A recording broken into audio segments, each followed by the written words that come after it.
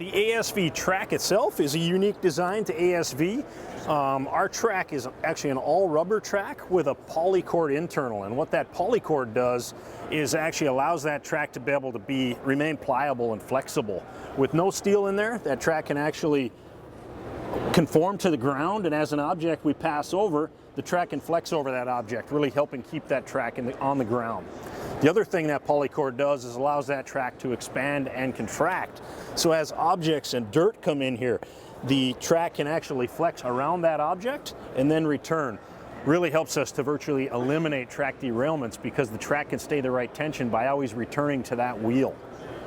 We're able to do a very non-aggressive tread pattern, and what that also does is allows us to keep good track contact with the ground. Helps on a lot of surfaces to have more actual rubber in contact with the ground, and by being this type of tread pattern, it actually extends the tread life, so we can tend to get very long tread life as well.